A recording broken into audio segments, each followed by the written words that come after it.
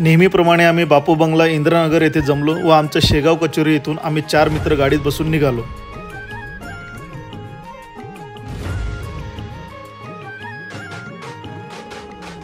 जाता जाता सगळ्यात सुरुवातीला आम्हाला लागलं मुंबई नाका। मुंबई नाका येथे महात्मा ज्योतिबा फुले व सावित्रीबाई फुलेंची भव्य दिव्य प्रतिमा पाहायला दिसली। त्यानंतर अगदी हाकेच्या अंतरावर कालिके मातेचं मंदिर दिसलं।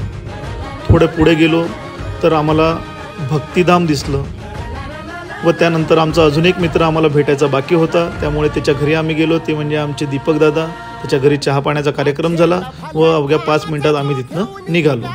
थोडे पुढे आलो, थोडीफार शॉपिंग करायची होती, त्यामुळे आम्ही एका ठिकाणी थांबलो। तिथे गॉगल्स घेतले, थोडंसं फ्लॅश मारला आणि त्यानंतर परत एकदा आम्ही गाडीत बसून वणीच्या मार्गे निघालो।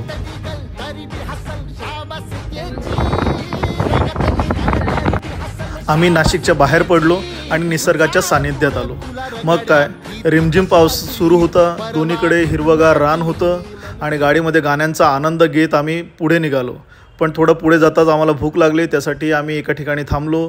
पाऊस सुरू असताना भजी नाही खाल्ली तर काय खाल्लं, म्हणून भजी आणि पाववड्याचा आम्ही मस्तपैकी एक आस्वाद घेतला आणि लगेच पुढच्या वाटेने आम्ही निघालो।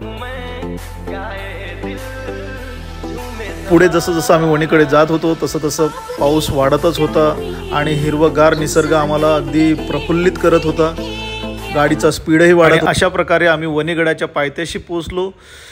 पायथ्याशी प्रवेशद्वारातून आम्ही आत प्रवेश केला गडाकडे जाण्यासाठी। बऱ्याच वेळा प्लॅनिंग करून प्रत्येक वेळेस प्लॅनिंग फसून जायचं, पण शेवटी फायनली आज आमचं वणीला जाण्याचं स्वप्न पूर्ण झालेलं आहे। सकाळी निघालो 10-10:30 वाजता, आता किती वाजले, जवळजवळ 1 वाजायला आला, 1-1:30 वाजायला आला। थांबत का होईना पण शेवटी आम्ही वणीला पोहोचलो। आता एक अवघ्या 15-20 मिनिटात आम्ही गडावर पोहोचू आणि देवीचं दर्शन घेऊ। आणि शेवटी आम्हाला देवीनेच बोलवलं। हो, आज सगळे मिळून ते म्हणतात ना, किती आपण केलं तरी होत नाही, शेवटी जेव्हा देवीचा बुलावा येतो तेव्हाच माणूस जाऊ शकतो, ते खरं आहे। जय माता दी, माता की जय। माझ्यासोबत आहेत जय दादा, दीपक दादा आणि पाडगावकर साहेब।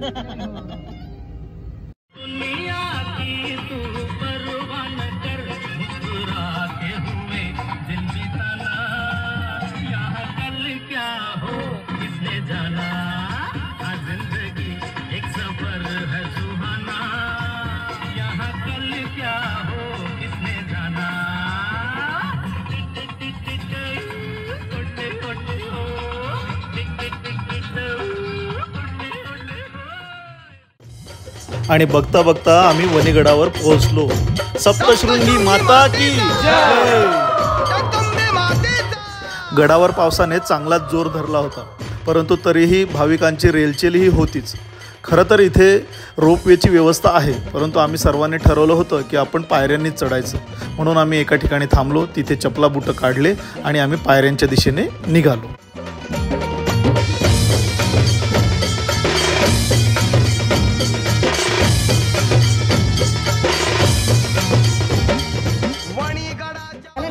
आतापर्यंत 392 पायऱ्या झाल्या आहे, अजून 550 म्हणजे 150 पायऱ्या बाकी अजून आहे।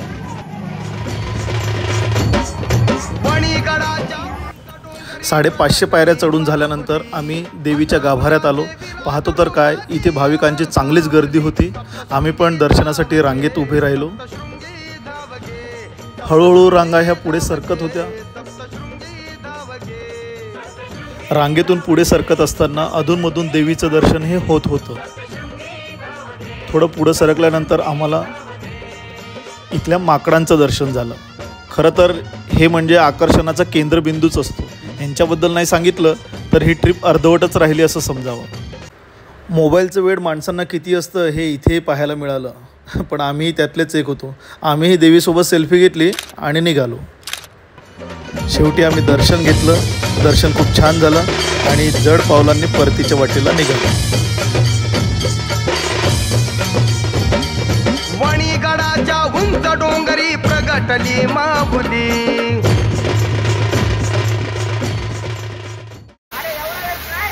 गडावरून येताना छानसा एक छोटासा धबधबा लागला, जिथे खरंच खूप पाहण्यासारखं आहे। सगळे मित्रमंडळी मिळून तिथे थांबलो आणि फोटो सेशन सुरू झालं आमचं अशा पद्धतीनं। अरे जय भाई किधर गए? अरे पाळगावकर आहेत की नाही? गेले धबधब्याच्या खाली। यस, फोटो काढतो थांबा.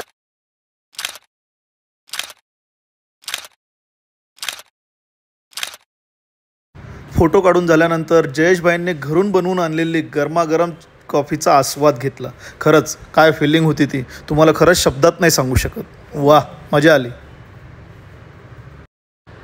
अशा प्रकारे आमचा हा प्रवास अगदी आनंददायी व अविस्मरणीय झाला. तुम्हाला ब्लॉग कसा वाटला हे तुम्ही आम्हाला कमेंटमध्ये सांगू शकता.